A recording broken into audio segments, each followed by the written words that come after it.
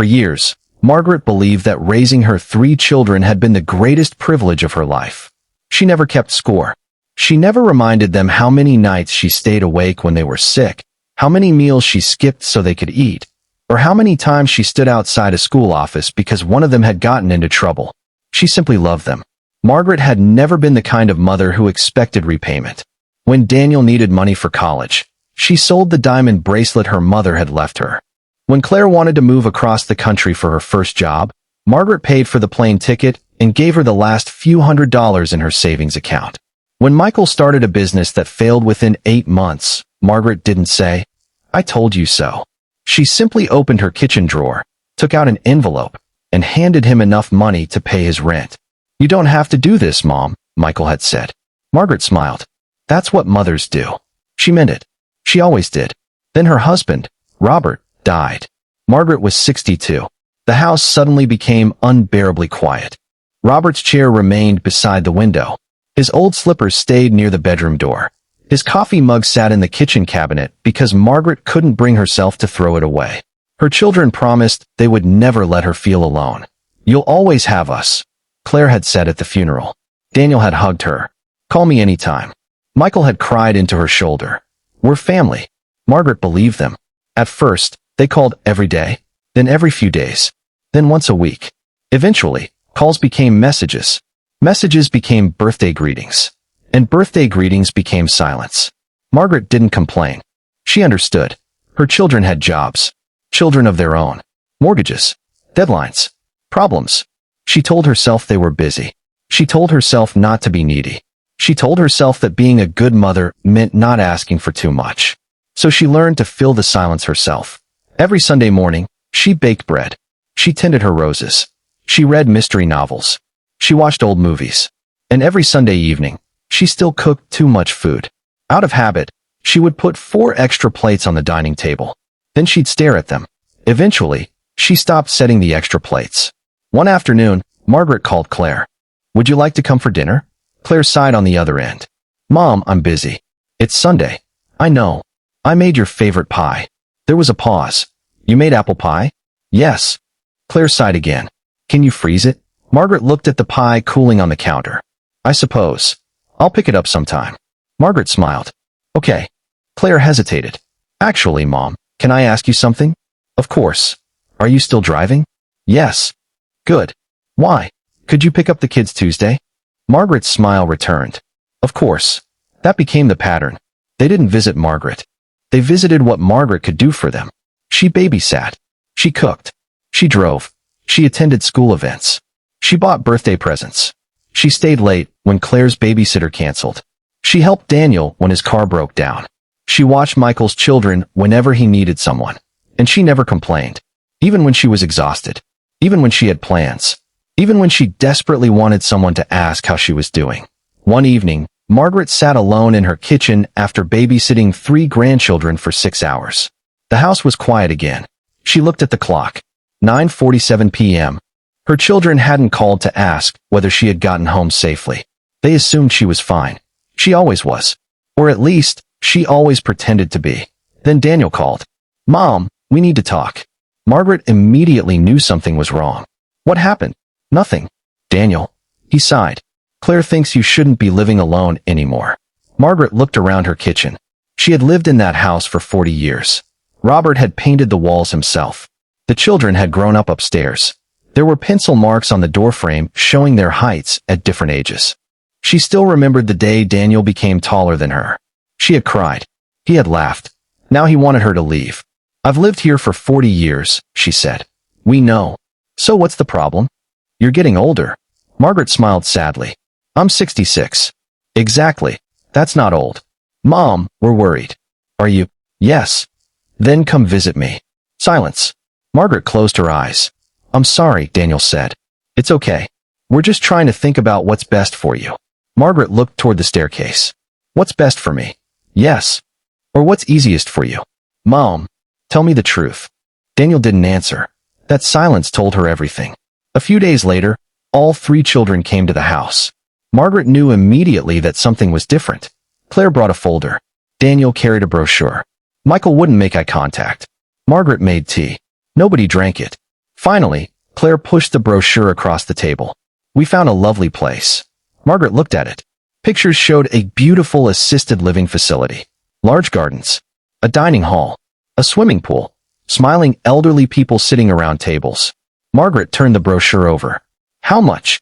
Claire hesitated, then gave her the monthly amount. Margaret stared at her. That costs more than my mortgage.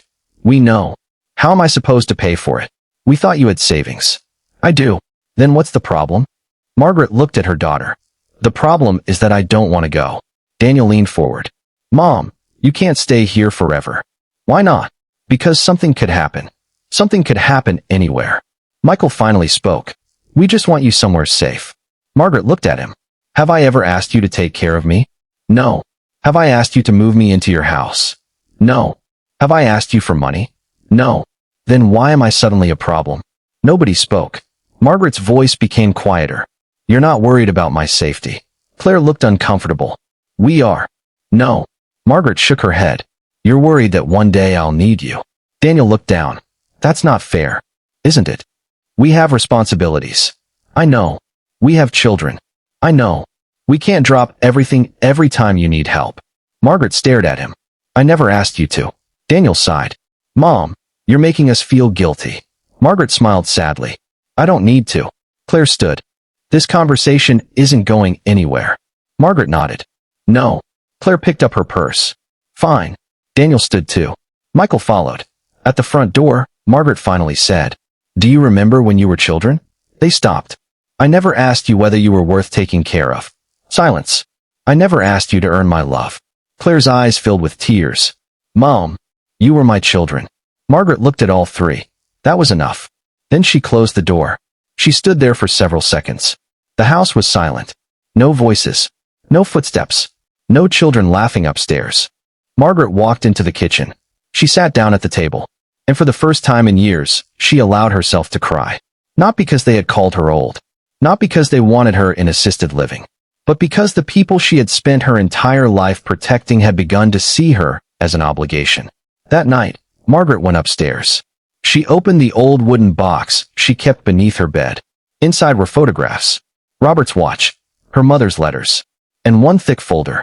She carried it downstairs. Then she called the only person who had known her secret for decades. Her attorney. It's time, she said. There was a pause. Are you sure? Margaret looked through the window at the dark garden. Yes. You've always said you wanted your children to inherit everything. I still do. But, Margaret closed her eyes. They need to learn that I'm their mother before they learn that I'm wealthy. Her attorney sighed. I understand. Margaret looked at the folder. For 30 years, she had kept the truth hidden. Her husband had once invested in a tiny technology company. Almost nobody had believed in it. But Margaret had. She had quietly purchased shares. Over the decades, that little company had become a massive corporation. Her shares were now worth tens of millions of dollars. Her children had no idea. They believed their mother lived on a modest pension. They believed the old house was everything she owned. Margaret had never corrected them. She wanted to know whether they would love her if she had nothing. Now she finally had her answer. And the next morning, Margaret made a decision that would change her children's lives forever. The next morning, Margaret woke before sunrise. For the first time in years, she didn't feel guilty about making a decision for herself. She made coffee, watered the roses, and sat at the kitchen table with the folder her attorney had prepared. Inside were documents showing her ownership of the company's shares. There were investment statements, trust documents, bank records, and a letter from Robert, written shortly before his death. Margaret unfolded it carefully. If you're reading this, I've probably already lost the argument about you telling the children how much you're worth. She smiled through her tears. Robert had always known her too well. You always said you wanted to know whether they loved you for you. I hope you're wrong about people. But if you're right, remember this. You gave them everything because you wanted to, not because they earned it. Margaret folded the letter. I know, she whispered. That afternoon, she called her attorney. Sell the house. He paused.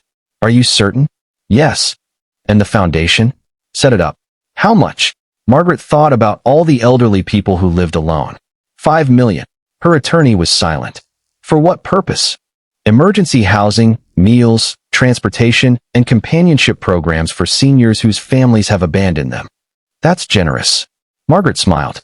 It's personal. Within weeks, Margaret moved into a beautiful apartment overlooking the river. It was smaller than her old house, but far more comfortable. There were huge windows, a library, a balcony filled with flowers, and, most importantly, nobody could tell her she was a burden. She hired someone to help with the garden. She joined a book club. She traveled for the first time in years. And she stopped calling her children. Not to punish them. She simply stopped chasing people who didn't want to be caught. 3 weeks later, a financial magazine published an article about the company's largest private shareholders. Margaret's photograph appeared beside the headline. The mystery woman behind a $38 million fortune. Claire saw the article first. She was sitting in her office when she suddenly froze. She stared at the photograph. The woman in the picture was wearing a simple blue dress. Her silver hair was pulled back. Her expression was calm. It was unmistakably Margaret. Claire immediately called Daniel. Have you seen this? No. What? Open the article. Daniel did. His face changed. What? He read the numbers again. 38 million? Claire whispered. That can't be right. Michael joined the call. What happened? Claire sent him the article. Several seconds passed. Then Michael said, That woman is Mom. Nobody spoke. The 3 siblings had spent years believing their mother was barely getting by. Now they were looking at a woman worth $38 million. Daniel finally spoke. She never told us. Claire swallowed. We need to see her. Michael agreed immediately. Today, they arrived at Margaret's apartment that evening. Claire carried flowers. Daniel brought a box of expensive chocolates. Michael had a bottle of wine. Margaret opened the door. She looked at them calmly. Hello. Claire smiled brightly. Mom. She stepped forward to hug her. Margaret allowed it, then gently stepped back. What brings you here? Claire laughed nervously. We wanted to see you. Margaret raised an eyebrow.